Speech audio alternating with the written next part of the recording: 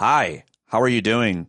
Sometimes I think I find it hard to relate to the listener of the show when it comes to how affected they are by the news, because I like to think that you take huge breaks from the news in your day. If you listen to the show every day, or if you listen to the show and check in to the news every day, if you listen to the show once in a while, how often are you checking in on and paying attention to the news? If you're not very much, and many of you have told me you're getting most of it just from the show, well, then that's great, because it's only one part of your day that you're thinking as much about it. But the reason I find it hard to relate is because I never stop paying attention to the news, because it's what I do for my work, for this segment, and for the show in general. I'm always talking about it on social media and so on. So I'm wondering where you're at, if you're overwhelmed. If you're not, please send me an email and tell me how you are managing your news intake and digestion and synthesis, and how it's affecting your life, your family, and so on.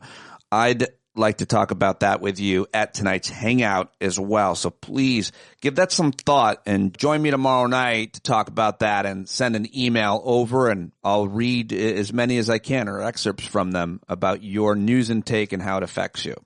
Okay, now let's do the show. Stand up. Joining me on today's show, it's Dr. Jemar Tisby. He is an expert on religion, history, and race. He is a professor, he is a PhD, he's an author, and a very sought-after speaker, and I'm real happy to have him joining me on today's show. Dr. Jemar Tisby, that's coming up at about 12 minutes in. But now it's time for the news, and I've just got your headlines. Unfortunately, I don't have the normal audio clip section today, because got a little carried away out to dinner with my daughter Julia last night, who's 17. Usually we're out there for about an hour at a restaurant locally, but last night it was more like 2 hours, and it really cut into my work. But that is a good thing, because we had an amazing time, great conversation. And in my little pad every day, I try to write down things that I'm grateful for. A few of them yesterday, but that was certainly the top one. Okay, let's get to those headlines now. I guess we have to start with the meeting between the Russians and the Americans in Saudi Arabia without the Ukrainians, and what came out of it. The United States and Russia agreed in high-level talks Tuesday to reestablish embassy staffing, in a reversal of American policy by President Donald Trump, fueling fears in Kiev, Ukraine, and building up Moscow's hopes of re-entering the international mainstream. The Secretary of State, Marco Rubio, when he wasn't licking Trump's ass, said that both countries had agreed to reestablish the functionality of our respective missions in Washington and Moscow. Because, that's what the Russians deserve. They've shown nothing but humanity and honesty. Said that Washington would create a high-level team to work on a path to ending the war in Ukraine. Hours after the discussions concluded with a commitment to continue talks, Russia attacked Ukraine in a major missile and drone barrage. Ukraine's Air Force reported 167 drones and 2 ballistic missiles launched into the country, with 106 of them intercepted and 56 more lost in flight. So that's not a great ratio, and that's a good thing. And also, Trump said that it was Ukraine's fault that Russia invaded. That's right. He blamed Ukraine for Russia's invasion of Ukraine last night. And it's so angering and so upsetting that you've got to take a moment just to try to parse that in your mind and in your heart, because if you followed the story, you know the story. And I mean, going back for Ukraine getting independence from Russia in 2014, technically they were independent, but they had a client. Putin had his guy in charge of Ukraine. There was the Orange Revolution, people in the streets in the freezing winter. People died in this revolution. And eventually, it was led by young people. They took over and they kicked that guy out, and they elected Zelensky. They had elections. They elected him. All kinds of problems with that country. But Russia's invasion was not Ukraine's fault. And now probably millions of people have died. Over 1 million people have died in the fighting there. And both sides, I mean, mostly Russian soldiers, of course, but hundreds of thousands of Ukrainian civilians. And so it is real hard. And that's the end of my commentary on that. But I just wanted to just take a moment to put out my passion on that. And for the Ukrainian people, I know a lot of listeners feel very similarly that have been paying attention. And you would feel that way if you've been paying attention. Not everybody necessarily has been. There's a lot happening, and let's get back to it, because yesterday also federal judge in Washington ruled against 14 Democratic-led states who had sought to bar Elon Musk and his so-called Department of Government Efficiency from accessing data and ordering personnel changes at several federal agencies. The judge, Tanya Chutkin, remember her, said that the states had failed to prove that Musk's actions could cause them imminent or irreparable harm. Now, I don't know how to read into that. We'll get legal experts on. I'm talking to the legal eagle today, as a matter of fact, so I'll ask him about that and much more. In related news, a White House official said that Elon Musk is not the head of Doge. So who is? Nobody knows. Trump sat down for an interview with his co-president, Elon Musk, and Sean Hannity, who adores him. They're very good friends. A few days ago, this happened, by the way, but they've been dropping these previews, and last night they aired the whole thing. And the top headline is that Trump said that inflation was back. Those were his words. Also, well, of course, he blamed Joe Biden. U.S. Food and Drug Administration employees reviewing Elon Musk's brain implant company. Did you know he had a brain implant company called Neuralink? So he's got SpaceX, he's got Tesla, Neuralink, and more. Well, anyway, the U.S. FDA employees who were reviewing the brain implant company that he owns, they were fired. What? Yep, the employees looking at Elon Musk's company were fired this weekend as a part of a broader purge of the federal workforce, according to the New York Times. Oh, man. Well, an advertisement that was set to run in some editions of the Washington Post yesterday calling for that same guy, Elon Musk, to be fired. So a company and an organization bought an ad, put it in the Washington Post calling for Elon Musk to be fired. Well, the ad was canceled. According to one of the advocacy groups that had ordered the ad, the Washington Post accepted the ad and then canceled it, which is just another terrible black eye for the Washington Post. Moving on. A top federal prosecutor in Washington, D.C. resigned yesterday after she declined to comply with a request by the Trump administration officials to freeze the assets of a government contractor. That was a huge story yesterday. I saw a lot of the cable news networks covering that one. This is a good story. How about this? Leonard Peltier, a Native American rights activist held for nearly half a century for the killing of 2 FBI agents, was released from a federal prison today, and I am celebrating that. I have 2 people close to me in my life, one I will name, who have been advocating for his release for a long time. Of course, Peter Coyote. You know, Peter has been a staunch advocate of Leonard Peltier's for years, and one of the lawyers that worked on this case I'm very close with as well. So I think this is great news. So I'll throw that one in there, bring a little bit of light. This is going to get dark again now, because yesterday Hamas officials said that they intended to hand the remains of 4 hostages over to Israel today, in exchange, or tomorrow, I think, in exchange for the release of Palestinian prisoners. But according to Hamas, the remains will include the bodies of 3 of the most well-known hostages, a mother and her 2 children, one an infant, one a toddler, all of who have become famous in Israel, where people were obviously keeping hope alive that they would come back alive. But that is not the case, and it's absolutely horrific. Moving on, Governor of New York, my governor, Kathy Hochul, held meetings yesterday with elected officials and community leaders in New York City to discuss the mayor's future. Under our state's constitution, the governor has the power to remove the mayor of New York, and they're both Democrats. And last night, she said that such a move, of course, should not be taken lightly. So I think that story is going to develop within a couple days. Will Eric Adams be the mayor of New York City by this weekend? I'll make a bet with you. Yes. Maybe not though. The family of one of the family members of one of the victims of the midair crash between the helicopter and the plane in Washington, D.C. that landed in the Potomac River, killing all aboard 67 people. One of the victims' families filed 2 legal claims against the federal government. So we'll see where that goes, but it's not being ever forgotten by the victims' families, and they're taking legal action, obviously. Hundreds of people deported by the Trump administration have been trapped in a hotel for days, and they were told they will soon be sent to a camp near the jungle in Panama. Got a text from our friend Kevin Richburg about that story yesterday. Under Trump's mass deportation plan, some migrants are being sent to Panama. So we're building a concentration camp there as well as the one in some pretty inhospitable places. Because, and I said to Kevin, yeah, but the weather, I'm always making dark jokes in this case. And he says, the weather is what will actually kill them. And the dengue fever and yellow fever if the dengue doesn't finish them off. Okay. Did I pronounce it right? Dengue fever? Wow, that's pretty crazy what they're doing down there and what we're doing here, sending them there. Authorities are investigating what caused the plane to crash, land, and flip over on the runway yesterday. All 80 people aboard survived. The plane took off from Minnesota, landed in Toronto. A lot of people trying to cast blame and lay blame. I'm still in the, oh my God, I'm so happy these people lived, and celebrating the flight attendants and the pilots and everybody involved there. The first responders got there real quick to the runway, the firemen there, and also just fascinated by the whole thing.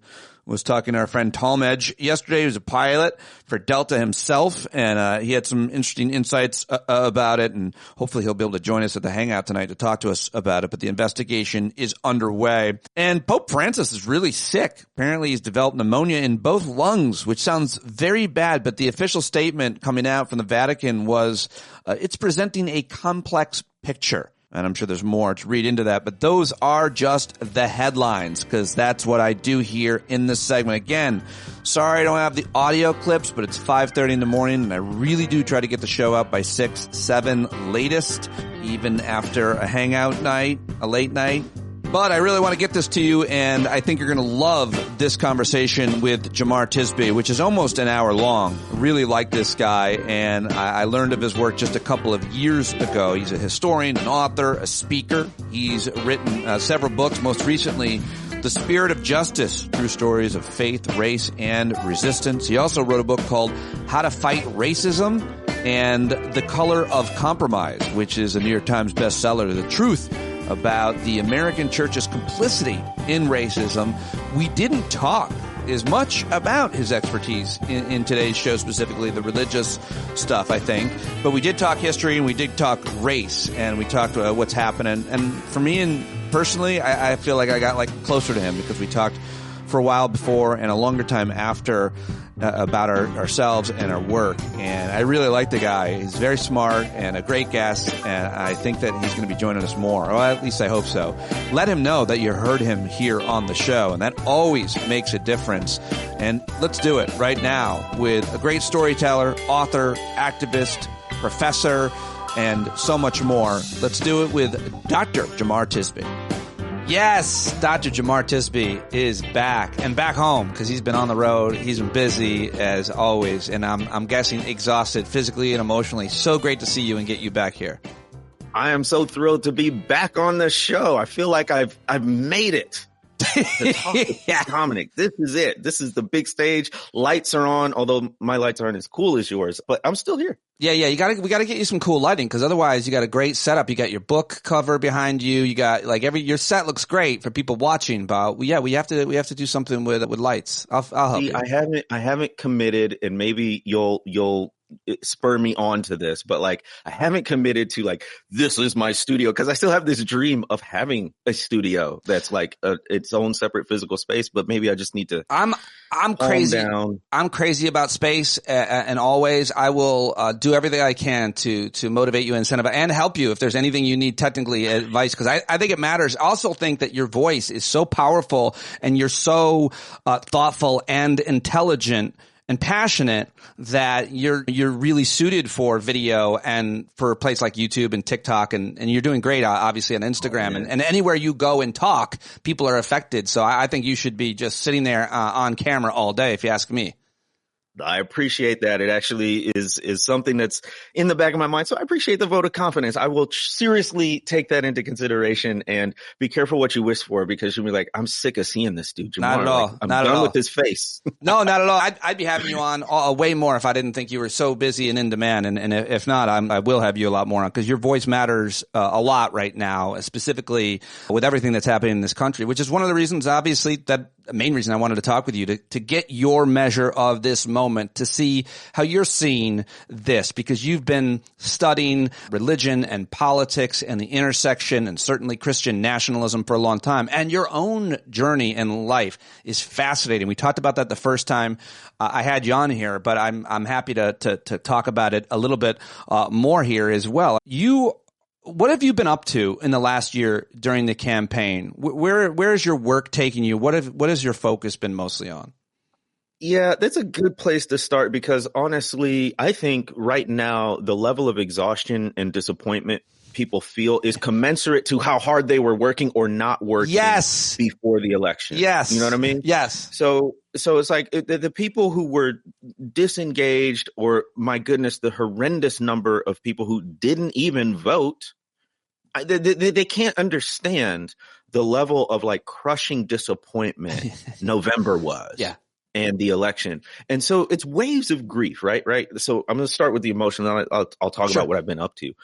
But it's like there was this flurry of activity that only got like a sprinter leans forward at the end of the race.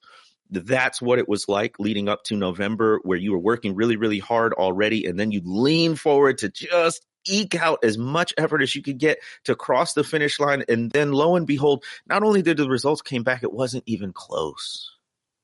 When all those swing states went his way, and that level of feeling so deflated, it was way worse than 2016 for me.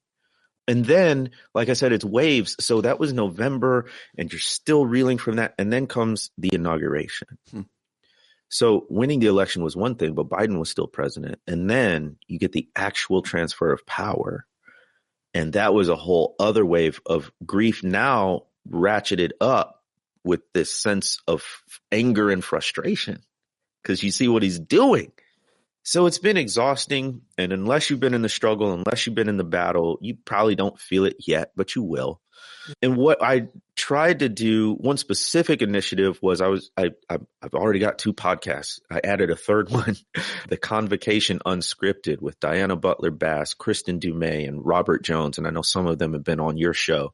So we not only recorded podcasts, but we went on tour. And so we actually had 3 live stops around the country. Great. Just trying to tell people what was coming, what was at stake in the election. And we did one right after the election to process it, and all that work. And the most qualified candidate most certainly did not get the job. And here we are. So I'm still very tired. I'm still very sad. I'm still very frustrated. How much of what you warned about, talked about during those events and recordings, those interviews, everything you did, how much of that has come to fruition since the inauguration, the confirmation hearings, and obviously the actions undertaken, executive orders and, and tweets and everything? Do you think it's pretty much what you thought was going to happen, or do you think it's worse than what you were warning about? Or maybe you think it's not as bad, but I bet you don't think that's all of it and worse. Yeah. So this is a perfect encapsulation of it. Prior to the November 24 presidential election, we were screaming from the rooftops about Project 2025. Yeah. And only really in the last few months of the campaign did that start to catch on nationally, that this was an issue, right? You even had the likes of Taraji P. Henson talking about it at an awards show. So it was a big deal, and it finally got into the public consciousness. Well, for as much as we warned folks about it, guess who got installed in Trump's administration? Russell Vought, who was the chief architect of Project 2025. Yeah. So not only did we have this 900-page document outlining the dismantling, really the destruction of democracy, what little we had of it, we now have the chief architect of that plan installed in a top-level federal government position. So when I say everything and more, that's what I mean. It's Project 2025, which was happening before Russell Vought's confirmation. They were already enacting it. Now they've got him in a seat. And with or without him, it's happening, but it's just emblematic of how low this administration can sink when they've got the actual architect of Project 2025, which Trump outright denied, had nothing to do with it, don't even know what he's talking about. Now this dude is working in the federal government. A huge part of what they're doing is trying to dismantle diversity, equity, and inclusion programs, which really weren't that controversial for a very long time because people understood, for the most part, if they could put aside race, which you can't, but if you could, they thought a lot about gender issues, and they thought a lot about developmental disabilities, whether they be psychological or physical. People who are brilliant engineers, but who might have any number of physical disabilities, being hired and being made accommodated for ramps, et cetera, for wheelchairs. I've talked with a lot of experts over the years on the issue of disability. Parents with kids who need IEPs and special labels in school and resources. It's before we even get to race, all those things were in effect because companies, corporations, and public organizations benefited from them. They really weren't that controversial. Of course, race was always the most controversial, then gender and sexual orientation. But I know you're not surprised by the focus on DEI, but I guess what are your feelings on the impact of the strategy? The hoods are off. They're very open about it. The racism is blatant. Especially from Elon Musk and his minions, of course. Of course, they think racism is something, a lot of them, against white people specifically. But just your thoughts on the impact and the strategy and what they have done already in about 30 days. The anti-DEI strategy is part of the broader plan to make America racist again.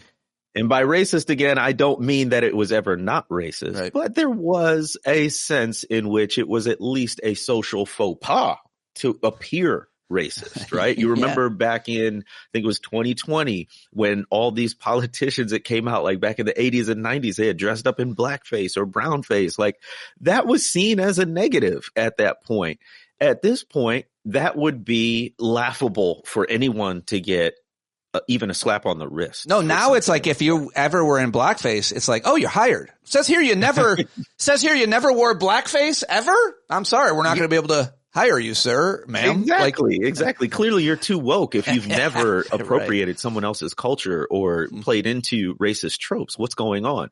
So, first of all, what people have to know is the anti-DEI initiative, or crusade is a better term, is coming for you. The anti-DEI crusade is coming for you. So it starts out with these executive orders, which ostensibly only affect the federal government, but it's also a signal to the broader society about where the federal government stands on any of these. So you get these corporations like Target pulling back on their DEI initiatives, which, as you said, encompasses a lot, everything from Black History Month to Hispanic Heritage Month to LGBTQ Pride Month to you name it, right? But you're also getting, there was a recent order on directives for K through 12 schools, right? K through 12 schools, and the stick they have is funding. So the way it's going to come for you and your organization is, if you are seen to be in violation of these executive orders, these new policy initiatives around anti-diversity, equity, and inclusion, they're going to say that you are in violation of that, and they will rescind your federal funding. And institutions, out of a sense of self-preservation, are going to pull back on those efforts. Some may rebrand it. And I think there's probably ways that you can use language to get around it. But already we're seeing defund. You know how they hollered about defunding police? Well, now they're defunding DEI. And they're eliminating entire offices, in higher ed especially, which I'm in. I'm a professor of history at Simmons College of Kentucky, which is a private, faith-based, historically Black college. We have a few buffers as opposed to a state public institution, but not many. And when they're threatening around Pell Grants and things of that nature, that's going to affect our low income students dramatically. So it's coming for you. It is about, honestly, we need to bring back the term. I know this is part of what triggered the anti-DEI stuff, the term white fragility. But when we boil it down, this is white male fragility. Yeah.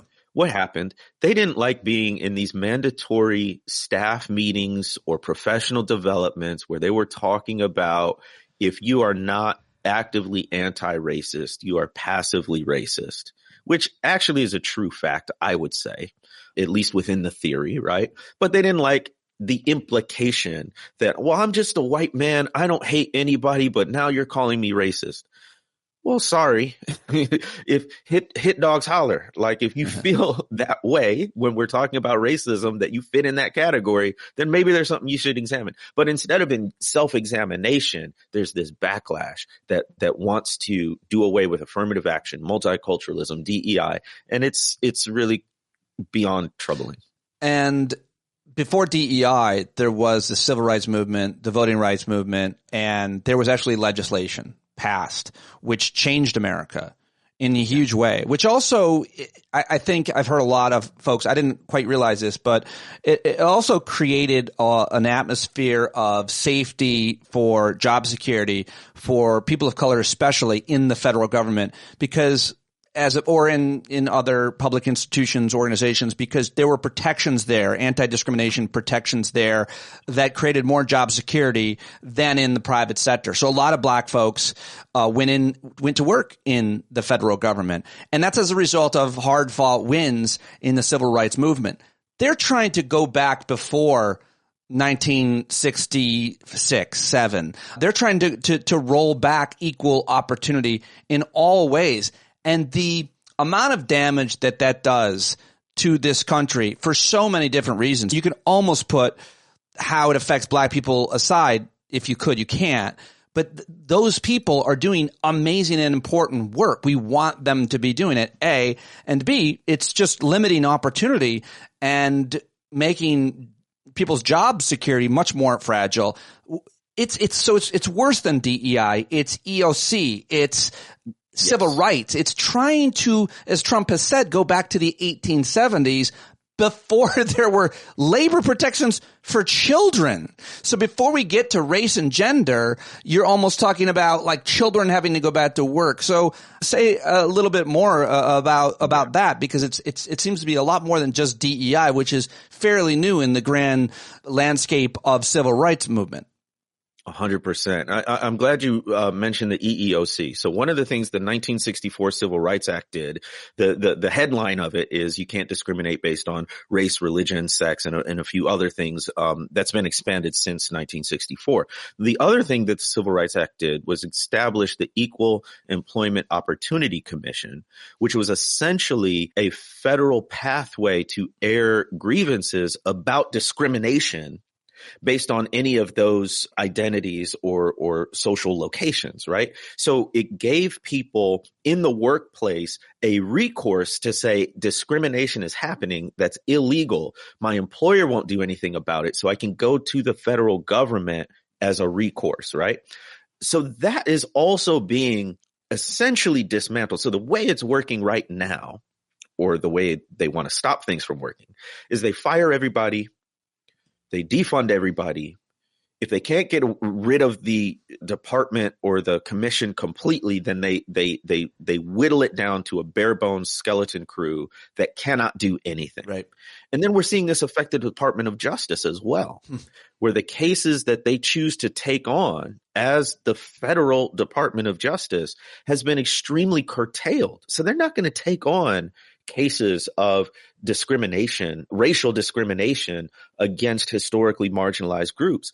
Rather, they're going to pivot. So here's the really insidious part. Yeah. They're going to use the language from civil rights movement, from the Black freedom struggle, but twist it. So you're going to hear the language of there's discrimination going on today, but it's not discrimination against Black people, against women, against the disabled. It's discrimination against white people. Right.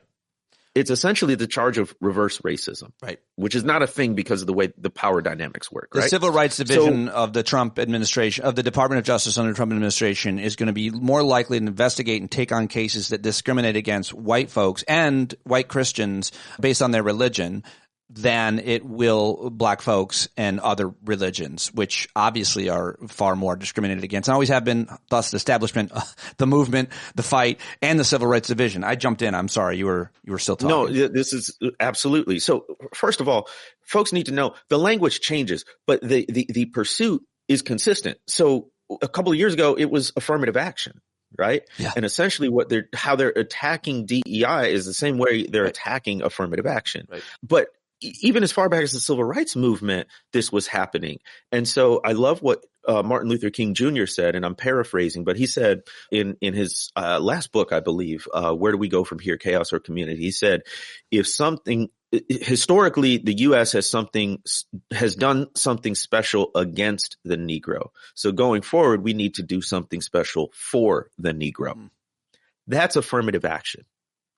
What he's saying is, if these demographic groups were specially targeted for exclusion, for a lack of opportunities, then guess what? It's not enough just to take away the targeting. You actually have to do something proactive to help catch those groups up because of the historic discrimination they experienced. But now what the administration is essentially saying is that's racist. You cannot take race, you cannot take gender, you cannot take ability into account in anything, which assumes a level playing field, which of course there isn't. So that's the insidiousness of all this.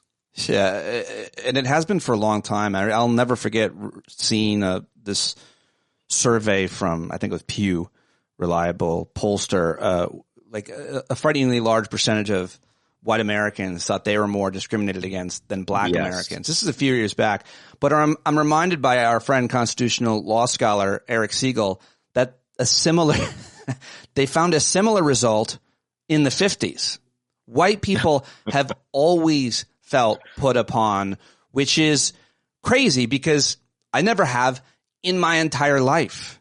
A lot of white folks I know haven't, but a frighteningly large percentage of white folks do. They did then, they do now. How do you talk to those people? How do you talk to those people? I don't think it's your job. It's my job. It's my responsibility more than it is yours.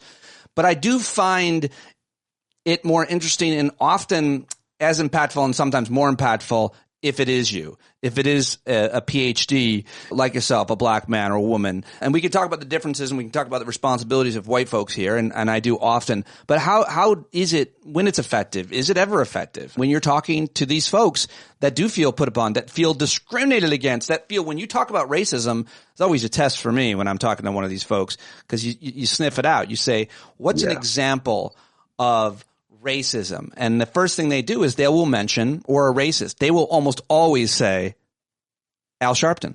They'll always say Al Sharpton. So then you refine it. You go, give me an example of racism or a racist against black folks. And then they're stumped, and then you know what the playing field is. How do you get through to those folks? Well, there's layers to this. So first, let's talk about the fact that so many white people feel like discrimination against white people is a worse problem than discrimination against black people and other people of color. I don't know the provenance of the quote, but I think it's very true. When you're used to privilege, equality feels like oppression. So it's not that white people are being persecuted or unjustly discriminated against. They're actually facing, in some senses, a more level playing field.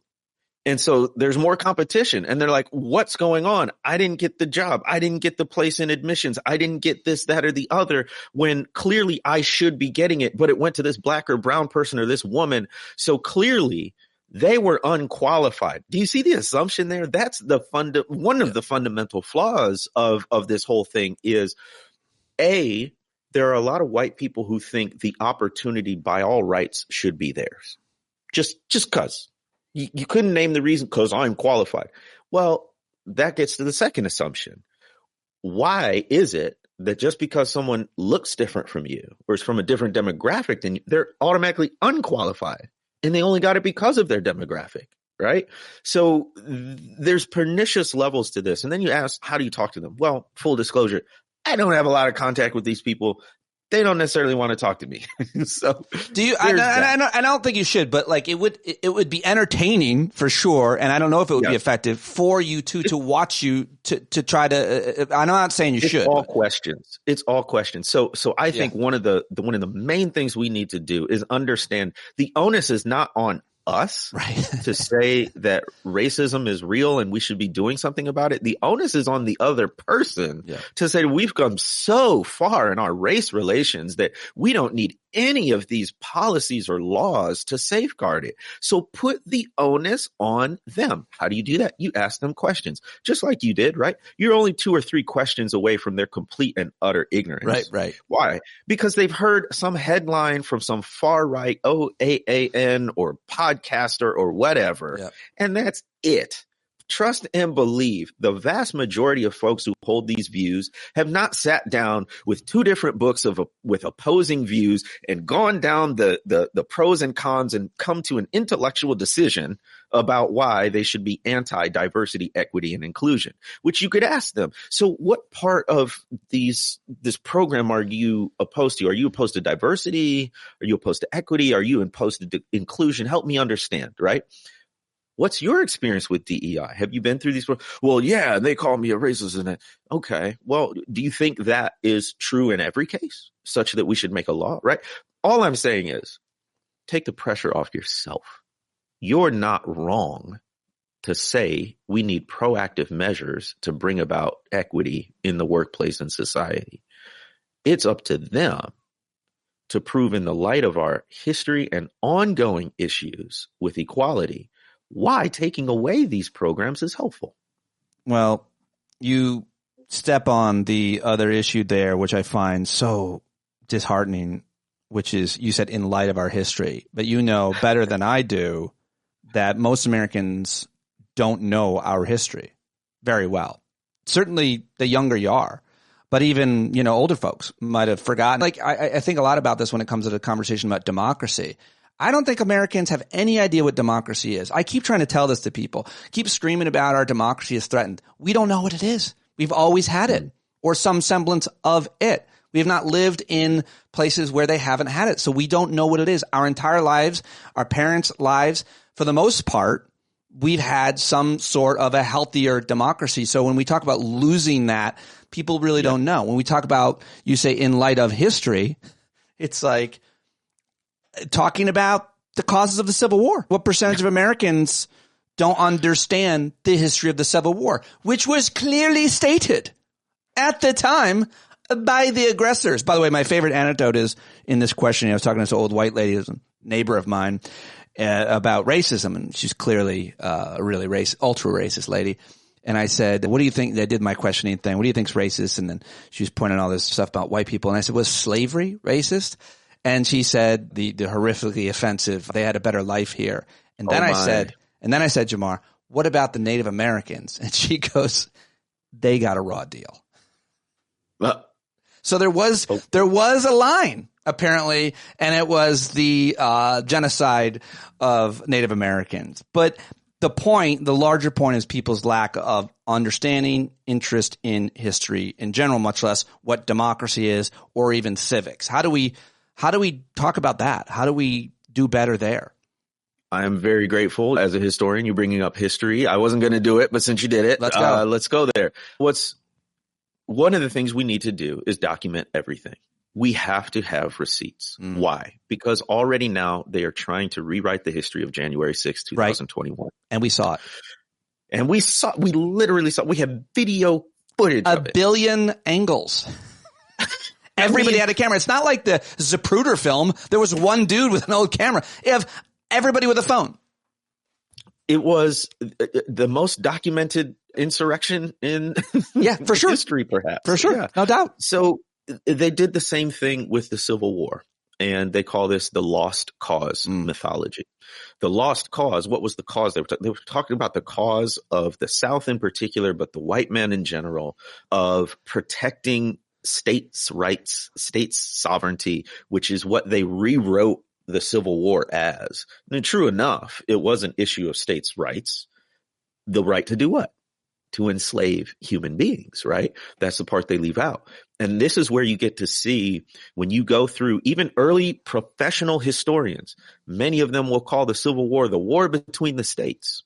Or if they're really rewriting it, they'll call it the War of Northern Aggression. Right. And again, lots of documentation about what the Civil War is, lots of Confederate documentation.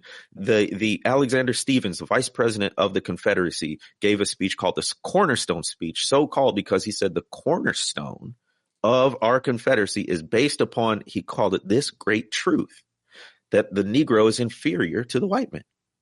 And slavery is his natural condition, right? So the evidence old Alex is there. Stevenson couldn't have been more clear. Could not have been more, and wanted to be. Yeah. Right. The Seymour Blair ticket, it was a presidential ticket post-Civil War. Their campaign slogan was, "This is a white man's country. Let white men rule." Guess what, folks? We love to think that's in the past. This is a white man's country. Let white men rule. The 21st century version of that is Make America Great Again. That's what's essentially happening. That's what this anti-DEI, what it's trying to do is roll back. This is what we saw after Reconstruction, right? So Civil War ends 1865. This period, 1865 to 1877, is known as Reconstruction, period of vigorous Black economic, social, and political mobility. In other words, Black people were exercising their freedom from enslavement for the first time. And what did they do? White people, racist white people, said they were going to be lazy because without slavery to keep them in line and keep them working, they were just going to sit around and eat watermelons all day. That was the narrative. What did we do? We built banks, we built colleges, we built churches, we ran for office and won, right? That lasted barely a decade. Then you get this political compromise in 1877 that puts President Hayes in office. In exchange, he pulls out federal troops from the South. What does that mean? No federal enforcement or oversight of laws enfranchising and giving civil rights to Black people.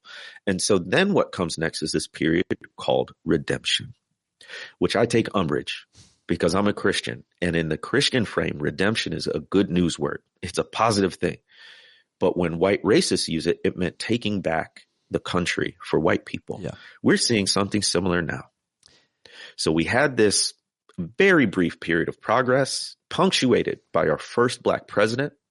And then you get this period of backlash, which I would say the whole Trump MAGA movement is partly, maybe foundationally, backlash against the first Black president. Oh, no.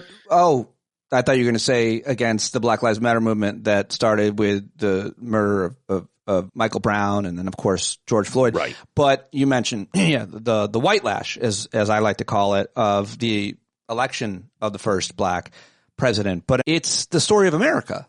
That's the story of America. With advancement of people of color comes a white lash. And I think what's most interesting about it is the hallmark, or one of the touchstone moments, was millions of Americans seeing Black folks being beaten on a bridge on TV. And that moved white folks. They're like, wow, a lot of white folks were like, I didn't know it was that bad. I'm shorthanding it for sure. But then came the ubiquity of cameras that we talked about earlier, that in terms of the insurrection, but in terms of filming police officers.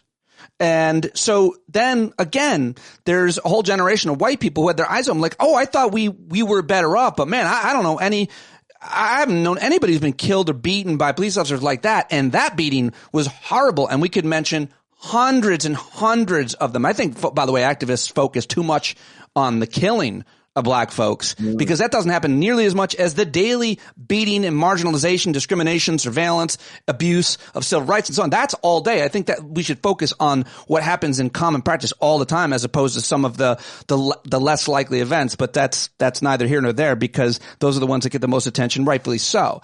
But the point is, more cameras, more attention being paid to it, more activism and effort. What did that last? 9 days after George Floyd, right. The Black Lives Matter movement, until you saw this eruption of anger from white folks, which of course influenced the campaigns of not only Donald Trump, but Senate campaigns, House campaigns, mayoral campaigns, and just a general movement and feeling of grievance of white people that led to empowerment that has led to now what we were talking about earlier, an open, what did you call it? Just this open racism that we I think hadn't seen in our lifetime to a certain extent. Maybe you disagree with some or a lot of that. I think that's absolutely right. And look, just follow the recent history of the breadcrumbs, right? So 2008, Obama is elected. By 2010 in the midterms, we get this thing called the Tea Party. Remember that? I covered them. I was working at CNN and Sirius XM, and I would go to those events and cover them. And I was saying at the time, I was like, I'm here. These are white folks. Let's just, I don't know if they're motivated by race, but I'm just telling you, everybody here that is white, and they're not, and they say debt and deficit or this and that, but they might not know it, but they're all white. Yes. And they're angry about the black guy being president. And you saw it up close. I feel like for those, much of the nation who just observed it, these were just these wacky fringe people dressing up in triangle hats and reenacting the Boston Tea Party. And isn't that bizarre? But they're not a fact. That was the precursor to MAGA. Yeah. Right. That's what ushered in somebody like Sarah Palin as the vice presidential candidate, whose really only qualification was checking all the right-wing boxes and being brazen about it. And she really foreshadowed Trump, right? This clownish figure who you couldn't take seriously, but was entertaining and said all of the quiet parts out loud, the parts that people were just chomping at the bit to be able to say fist in jab. the workplace. Remember terrorist fist jab? The terrorist fist jab? Do you remember that? The terrorist fist jab. When Michelle Obama introduced her husband at a rally, at a speech, he came on stage and they did this, they fist touch. And for most of us, it was one of the most beautiful, wonderful things where as anybody in a relationship, you'll be like, that's their thing. That is so sweet. You can tell that they really respect and love each other. And I believe it was Sarah Palin that called it a terrorist fist jab. And she also called him a terrorist, saying he palled around with they were calling him a terrorist all the time. Of course, he killed more terrorists in his administration than anybody, including the one who attacked us on 9/11. But yeah, again, yeah, exactly. I had not remembered that. I remember the beige that up while you're talking. Beige suit. Well, yeah, no, it was. I covered that campaign. I covered his presidency, and Sarah Palin. Ironically, by the way, I just read this. She was on TV the other night, News Nation. She can't even get on Fox, complaining, Jemar, that she can't get a position in the administration. Not only that, she didn't even get invited to the RNC. Wow. The hilarity of Sarah Palin's fall from grace within the movement that, as you rightly said, she helped start. Anyway. Yeah. Oh my goodness. She paved the way for Trump. Now she can't even get an invite to the RNC. That's right. Oh, poor Sarah. It was coined, that terrorist fist jab was coined by a Fox anchor, not Sarah Palin, but she called him a terrorist. So go ahead. I'm sure she would. Yeah. So anyway, we see the breadcrumbs, right? It's led to this, all of that to say, we didn't take it nearly seriously enough. Who's we? When it was in its sort of seed form. Who's we? I would say the voting populace. The voting populace, by and large. Listen, when we did the autopsy of November 2024, it came down to immigration and economics, the price of eggs, right? Yeah, I think so. I get it. I would also add ignorance. We talk so much about disinformation and misinformation, which is a real and true thing, which is why shows like yours are so important, to have something on the airways as a counter narrative to the disinformation, misinformation, lies that the far right is spewing. But also, I don't want to let the American voting populace off the hook. You have to have some level of give a damn in a democracy. Some level. You can't just sit back and be cynical and A, not participate, or B, just do a contrarian vote because you want change. This was not an election between Democrats and Republicans. This was an election between democracy and oligarchy. Between somebody who was going to at least ostensibly work for the people and follow democratic norms, and somebody who wanted to completely take a flamethrower to the thing, which is happening right now. Yeah. So where is the responsibility of the voting public to be informed, to vet your freaking information. Yeah. Like, yeah, there's a lot of disinformation out there, but you know what? It ain't hard to find 2 or 3 other articles to verify a fact. You're asking too much. Apparently so. In this country, you can talk about our education system and a lack of understanding of civics and a lack of understanding of the role of government, which we're learning more about now than ever before. But I mean, I just feel like there is a general malaise as a result of, as you mentioned earlier, a certain level of comfort that people have had that I think they're going to start to find out what it all adds up to.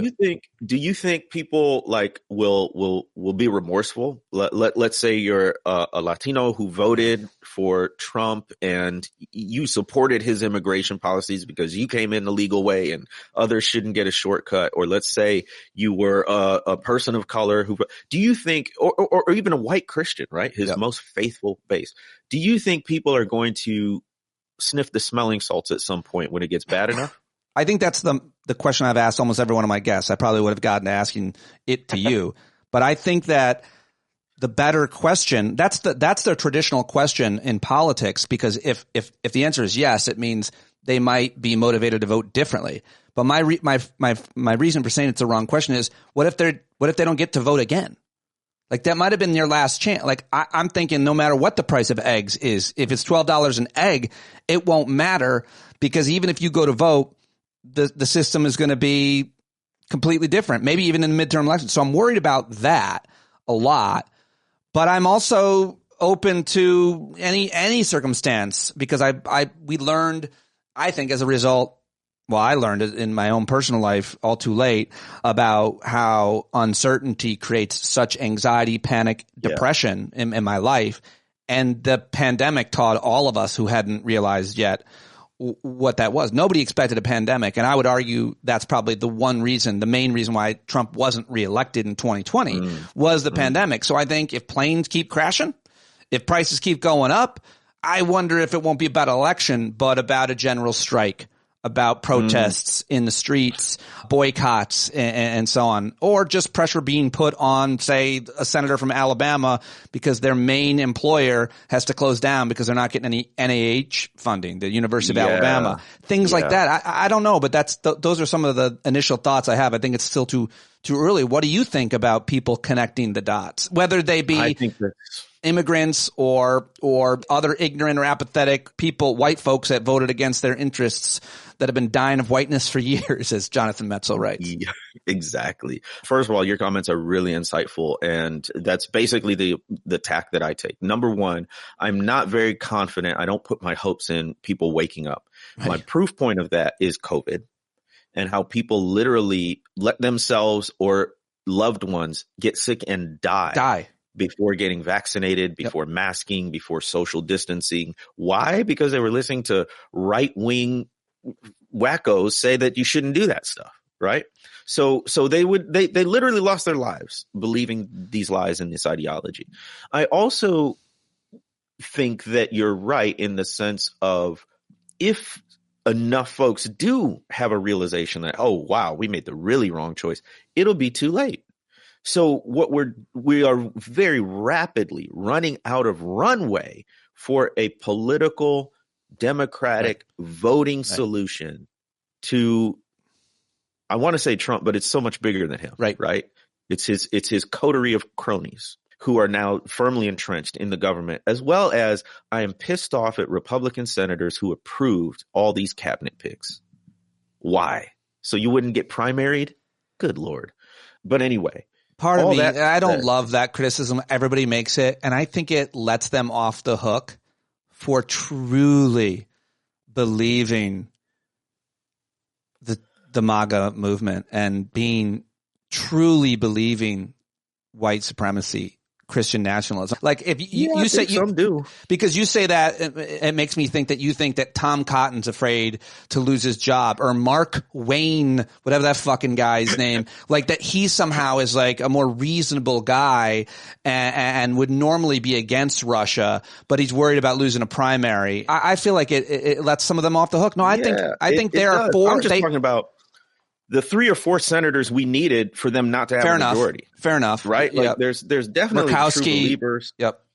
I mean, and folks who indicated skepticism or outright opposition, right? Yep. You're right. What happened?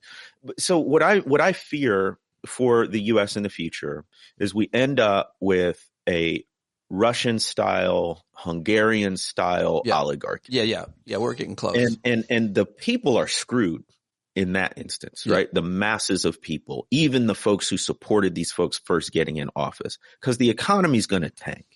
And the only people it's going to work for are the ultra wealthy. And I tried to make this distinction to folks between rich and wealthy, because we've got some rich folks who are maybe upper middle class, comfortable. You can take whatever vacation you're not rich enough.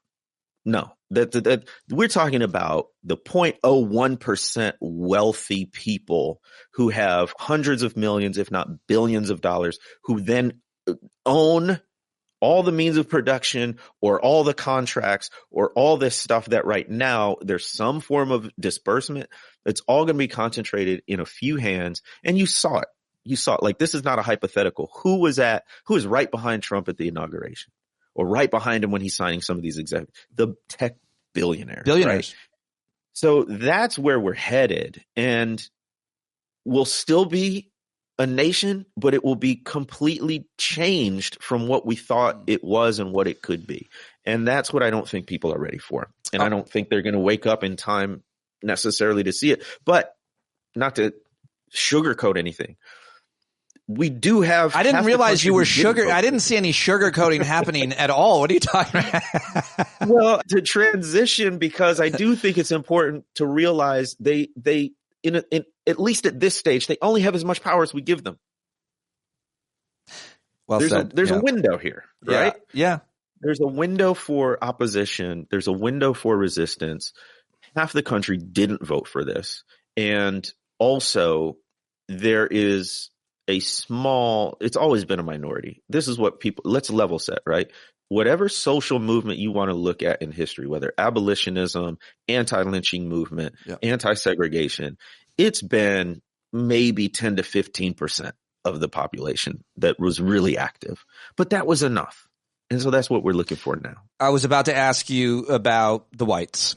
You said 10 to 15%. And I was about to say there are a lot of amazing white folks who are doing all kinds of advocacy, driven by their own curiosity, led by black folks, jumping on board as just part of the team, not trying to lead, trying to listen.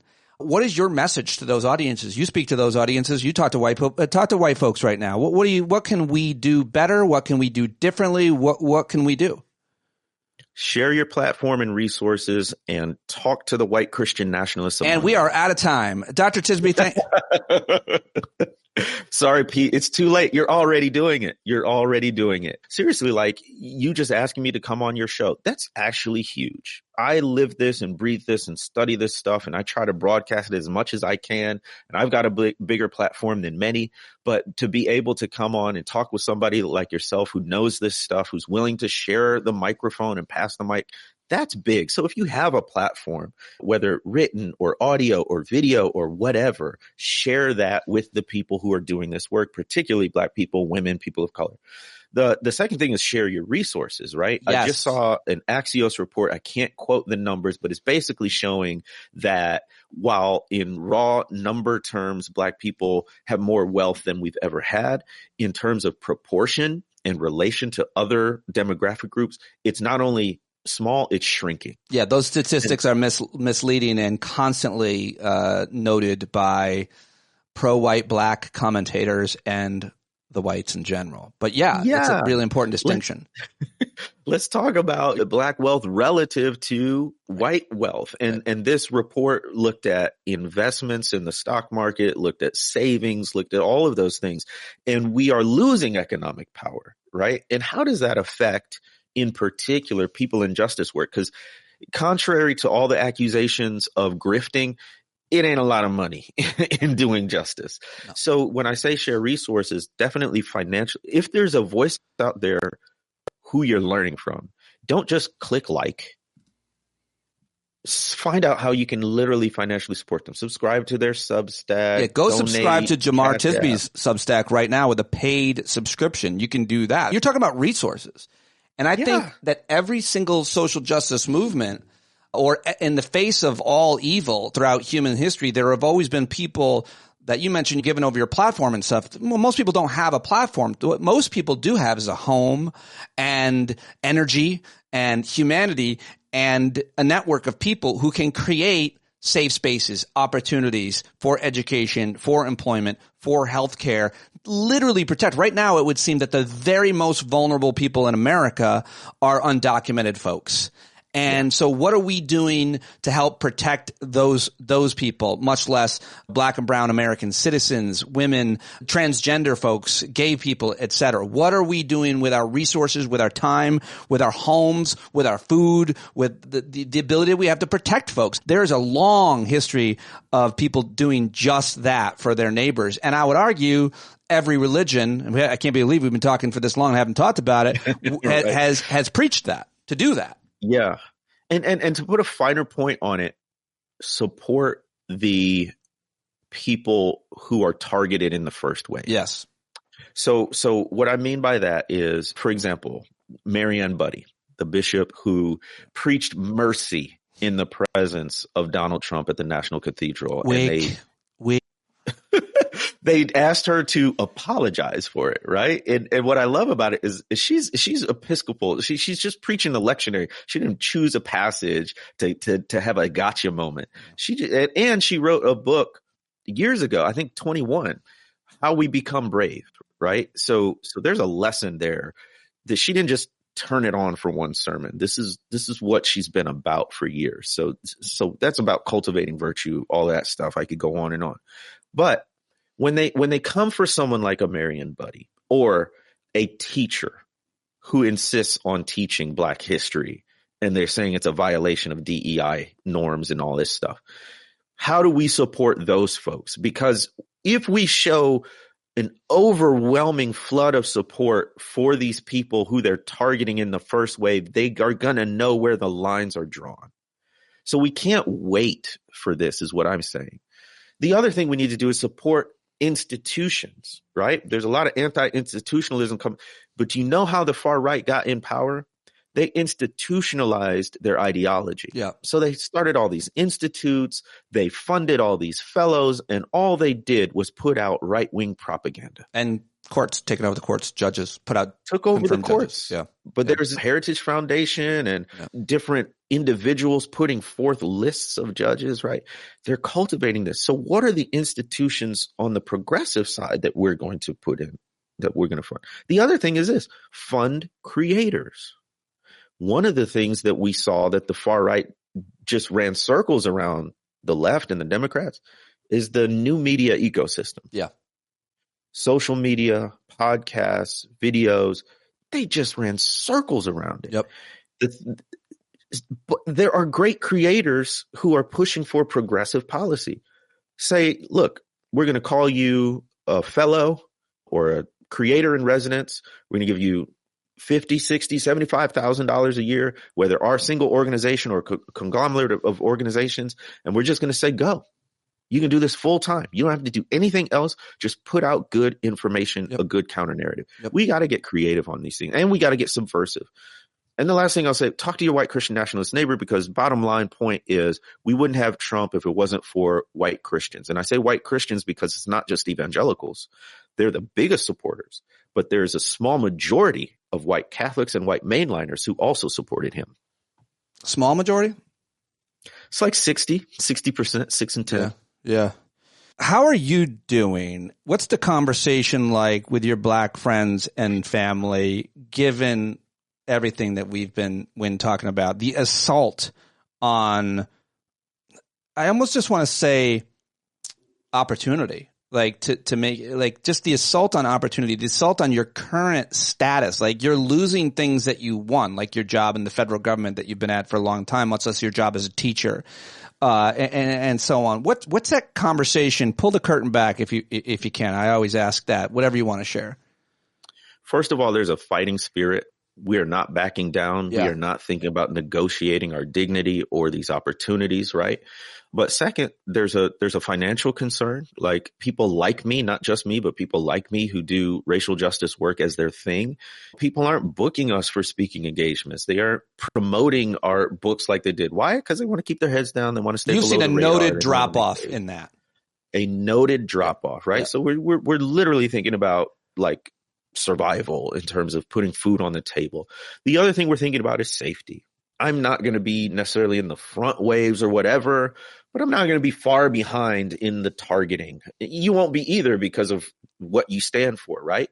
But for Black creators and public figures like me, we're how do we encrypt our communication? How do we make sure our finances are, and a lot of the time and energy is spent looking at travel visas, dual citizenship, places where we might have to flee and escape. Right. Like, it's that serious. That's the conversation. I just started giggling to myself because it's like, I'll protect you, Jemar, and I stand in front of you, and it's like, where did Pete go?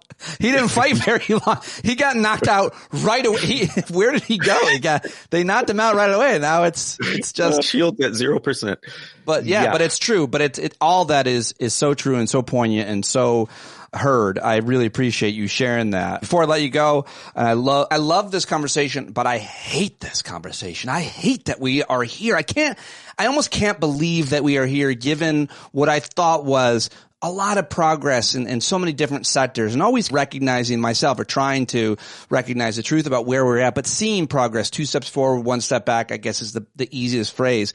But here we are, and I can't believe it. And we're the ones we've been waiting for is a phrase that a lot of people are using, and I like it, and it's important, and it puts the onus and responsibility on those of us so that we can't look away. But anything else that you want to share about the religious community that you're a part of, the political situation that we find ourselves in, or what we haven't really talked that much about, but kind of tangentially, the media atmosphere that we're in? The media atmosphere is really critical. I think what we're seeing, and you can probably speak more on this, is the splintering of legacy media. I think it'll still be important. It's still out there, and there's still really good journalists who are doing their jobs, telling the truth. But what we're also seeing is a sort of leaking away of talent to start their own things, whether it's a Substack or a YouTube page or whatever. And I don't know, that might be necessary. I don't know, but we're going to have to support these folks. And it's a little bit like what's happening with streaming right now, right? It went from the major networks to now we've got all these channels that are all in on the streaming game. It's hard to keep track of, but there is good stuff out there. So we need to find that good stuff and amplify that good stuff, again, by supporting these creators, especially the ones who might not be at the very top tier, who didn't come from CNN straight to their Substack or something, right? Right. That's going to be a challenge going forward, is making sure that we have a good counter narrative out there. And I don't know how you feel about this, Pete, but people saying that we need on the left to be, particularly Democrats, need to be about more than just not being for Trump, right? Being against Trump. There needs to be more of a narrative around that. I think that's right. I don't know what it is. I don't know how to make it a coherent message, right? Like, it's all there in the platform, I would say. Yeah. But to get a coherent message out I would say the thing that I think has resonated most with me is, because I've been doing it for the past few years, is acting locally. I feel like you can have so much more of an impact in your local community with everything that we talked about than some of the things that seem like shinier objects, bigger issues regarding the federal government and so on. But you're not going to the board meeting, and you're not involved in what's happening in your town council, and you might not even be voting in the local elections, much less trying to cultivate, support, or even run yourself. And I feel like that's probably one of the most impactful things, if not the most impactful thing you can do, is have an effect in your own local community or district. Thoughts? I think you're spot on. Let's do a quick history lesson. In December 1955, when Rosa Parks, who had been a lifelong activist, decided not to get up from that bus seat, and the local organizer said, "This is the one, and this is the moment." And so they had in place the Montgomery Improvement Association, which days after Rosa Parks did her courageous act, got arrested, got out on bail, days after that, they said, we need a place to meet and we need someone to give a speech. And lo and behold, there was this young preacher in town trying to just be a pastor and a scholar. His name was Martin Luther King Jr. And they said, would you give us a speech? And got up there, killed the thing, becomes the spokesperson. And that launches his career, right? Why do I say that? Because if there hadn't been a local infrastructure in place in the Montgomery Improvement Association to facilitate a boycott, to know the local community leaders, we might not have had an MLK, right? And everywhere he went with the Southern Christian Leadership Conference, they partnered with existing local organizations to do the work that they did. So I think your point is the best point to end on in terms of action, which is get involved locally, because A, that's going to build your skill set as an activist. You're going to start to know a particular field of justice and the players in it and the philosophies and ideologies and approaches to it. B, it's going to strengthen your courage, right? Because you're going to have to start taking stands, whether it's just speaking up at the school board meeting or whatever it might be. And C, you start to build an infrastructure, because what happens at the local level, those are all sparks. You never know which spark is going to catch fire. And you never know which little drop is going to start the wave. So we need that happening all over all the time, because we don't know where it's going to start. We don't know who it's going to be, and we don't know the circumstances. But if we're all doing it actively locally, we have a much better chance. And people get so intimidated by it or concerned about it or exhausted by it. But I just always like to say how fun it can be to be a part of that, to be a part of something, how purposeful, but really fun, because you're with people that are amazing people, and there's all kinds of things you can do around all that activism with those people and build relationships. All right. Well, that is a great place to end it. I really appreciate you joining me. If you learned anything from my conversation with Dr. Jemar Tisby, then go subscribe to Substack, where you'll learn a whole lot more. Footnotes by Jemar Tisby. There's a link in the show notes. Go subscribe and pay him directly for it, because your money goes to him to do this amazing and important work, which is important and exhausting, and very few people do it as well as you. Really appreciate you joining me, and let's do it a lot more in the coming year. Appreciate you so much. I would love that. We're going to need each other. Thanks for having me. All right, there you go. Jemar Tisby, Dr. Jemar Tisby. Go get his books, go follow him, go support him on the Substack, and let him know that you heard him here on the show. Please, that would be great. I know a few of you followed him yesterday when I asked folks to follow him on Blue Sky. Saw Gareth followed him. But definitely go follow him on Blue Sky right now. Tell him you heard him here on the show. Tell him that on Blue Sky. And if you don't have a Blue Sky account, get one to support people. It's a form of activism. It really is. And you don't have to check in on it every day or even every week. But I think having one of those accounts would be helpful. There you go. That's all I've got time for on today's show. Please forgive me for not getting the audio clips up. Appreciate you supporting the show. If you're not, please do. Patreon.com/Pete Dominic is the main way, but you can also write a rating and review on Apple and Spotify. That matters a lot if you've never done that, and I'm investing a lot of time and resources into YouTube, so go follow me over at YouTube. I don't know why I just said YouTube like that. YouTube. What am I? Andrew Weissman on MSNBC. YouTube is really one of those networks sorry. All right, Jon Carroll is our Emmy award-winning and Tony and Oscar award-winning. No, just Grammys. Just Grammys. Other awards too, though. JonCarroll.org. Go buy his music. Support independent artists and journalists and creators. And do that with Jon Carroll if you haven't. Okay, that's it. I'm done talking. Talk to you later.